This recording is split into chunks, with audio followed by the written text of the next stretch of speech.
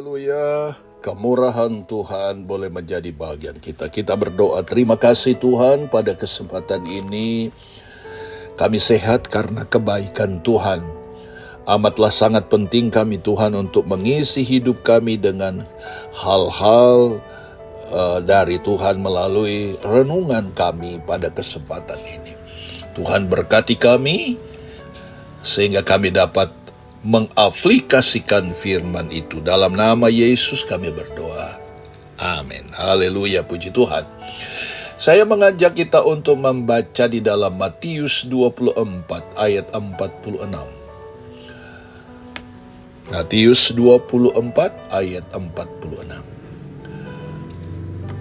Berbahagialah hamba.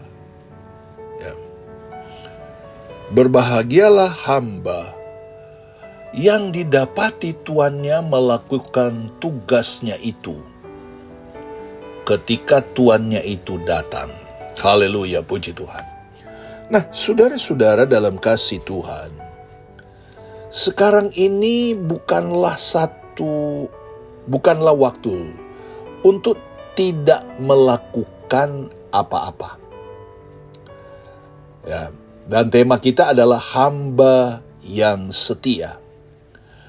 Sekali lagi, sekarang ini bukan waktu untuk tidak melakukan apa-apa. Artinya saat ini tidak ada lagi waktu untuk kita saudara-saudara acuh tak acuh.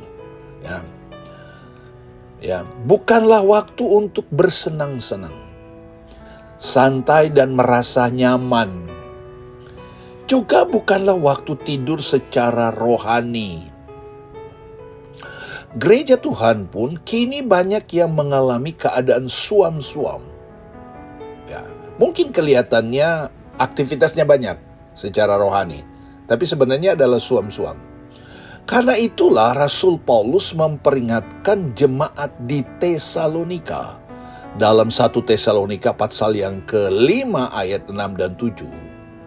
Dia berkata, karena itu saudara-saudara, sebab itu baiklah janganlah kita tidur seperti orang-orang lain, tetapi berjaga-jaga dan sadar, sebab mereka yang tidur waktu malam, dan mereka yang mabuk waktu malam. Nah, ketahuilah saudara-saudara, bahwa Tuhan Yesus datang untuk umatnya yang setia dan sibuk mengerjakan kehendaknya. Sekali lagi, kita harus tahu bahwa Tuhan Yesus itu datang untuk umatnya yang setia dan sibuk. Sibuk apa? Mengerjakan kehendaknya. Hamba-hamba yang setialah yang menjadi pusat perhatian Tuhan. Jadi kalau kita saat ini sudah setia, berdoa terus kepada Tuhan supaya kita mempertahankan kesetiaan dan ketaatan kita. Kalau kita belum setia, mari kita berdoa kepada Tuhan. Tuhan, berikan saya kesetiaan itu. Koreksi diri kita. Tuhan, berikan saya kesetiaan. Tuhan, berikan saya ketaatan. Dan saya tahu ada hal-hal yang membuat kita tidak taat dan setia. Itu kita harus perbaiki. Hamba yang setia adalah yang didapati tuannya melakukan tugasnya itu. Ketika tuannya itu datang, dalam Matius pasal 24 ayat 46. Ingat, Tuhan Yesus berkata, bukan setiap orang yang berseru kepadaku, Tuhan, Tuhan, akan masuk di dalam kerajaan sorga, melainkan dia yang melakukan kehendak Bapa di sorga. Dalam Matius pasal 7 ayat yang ke-21. Jadi, bukan orang-orang Kristen yang saudara-saudara yang malas yang masuk ke sorga. Karena hamba yang malas, yang tidak menghasilkan buah, akan dibuang ke dalam kegelapan yang paling dalam, di mana terdapat ratap dan kertak gigi. Itu, saudara. Yang malas. Ya, malas berdoa, malas beribadah, malas mengembangkan bakat dan talentanya, ya, malas menyembah Tuhan, malas berkorban, malas mengembalikan milik Tuhan. Nah, tanda-tanda zaman sudah jelas menunjukkan bahwa kedatangan Tuhan sudah dekat atau sangat dekat. Maka setiap kita harus dalam keadaan siap dan berjaga-jaga. Seperti dikatakan oleh firman Allah tadi di dalam 1 Tesalonika. Berjaga-jaga. Mendisiplinkan diri. Mengejar mahkota. Di satu sisi saudara berprestasi di sekuler. Tapi jangan abaikan kita di dalam Tuhan. Sebagaimana yang dikatakan oleh Rasul Paulus dalam 1 Korintus pasal yang ke-9 ayat 27, ya.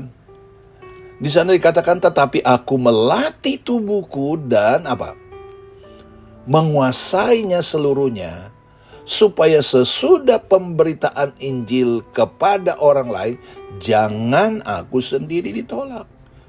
Jadi saudara-saudara dalam kasih Tuhan, kita mengejar, kita beritakan, kita perlihatkan kita adalah orang yang setia. Kita adalah orang yang sesuai dengan Injil. Memberitakan Injil. Ya saudara. Karena Paulus berkata, jangan-jangan saya yang beritakan Injil, saya yang dibuang. Ya, karena ketidaktaatan, ketidaksetiaan. Ya. Rasul Paulus tidak membiarkan dirinya menjadi kendor atau malas. Tidak. Dia tidak membiarkan hati dan pikirannya diisi dan dikuasai oleh pikiran dan keinginan yang bertentangan dengan roh Tuhan. Ia mendisiplinkan dirinya sendiri. Rasul Paulus mengambil contoh tentang kedisiplinan seorang atlet, di mana hari-harinya penuh dengan ketekunan dan bekerja keras, supaya dalam gelanggang pertandingan ia mencapai tujuan, yaitu meraih hadiah atau suatu mahkota. Ya, seberapa besar kesediaan kita untuk terus berjuang dan berkarya demi meraih upaya, yaitu kehidupan kekal. Seberapa jauh persediaan kita, persiapan kita. Di dalam Alkitab berkata bahwa hidup kita ini seperti orang perang. Jadi kita harus memiliki mental yang kuat, mental yang tetap fokus kepada Tuhan.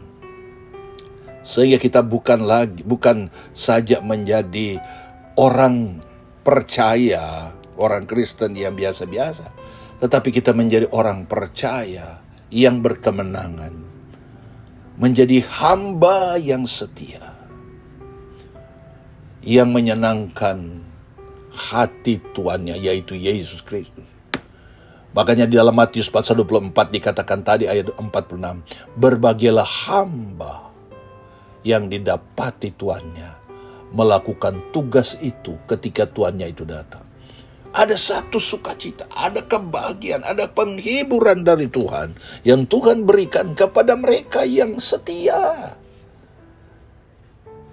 Itu sebabnya Tuhan datang bukan kepada orang yang malas, orang yang tidak taat. Tapi Tuhan datang kepada orang yang rajin, orang yang setia. Saudara-saudara, di dunia sekuler saja orang yang setia selalu diprioritaskan. Di dunia kerja juga orang yang taat, orang yang disiplin akan selalu punya perhatian dan punya prioritas oleh pimpinannya. Saudara, ya, naik jabatan, ya, gajinya ditambah. Kenapa? Karena dia setia, dia loyal, dia komitmen. Sudah gak kita komitmen jadi setia? Atau masih punya perhitungan dengan banyak sekali alasan, ya inilah, ya itulah. Sekali lagi saya mau kasih tahu, Tuhan tahu pikiran hati kita. Kita jujur, kita sesuai dengan hati nurani atau tidak, Tuhan tahu. Dan kita tidak bisa mengelak. Kita bisa mengelak kepada manusia. Kita bisa berargumen yang salah, yang mungkin membela diri kepada manusia. Tapi di hadapan Allah, semuanya Tuhan tahu. Dari hal yang kecil sampai hal yang besar. Itu Tuhan tahu. Itu sebabnya saudara-saudara, mahkota Tuhan yang Dia sediakan bagi orang-orang yang setia dan yang mau berjuang. Selalu Tuhan memberikan kekuatan. Jadilah hamba yang setia untuk kemuliaan Tuhan. Tuhan Yesus tolong kita semua. Tuhan Yesus memberkati kita semua.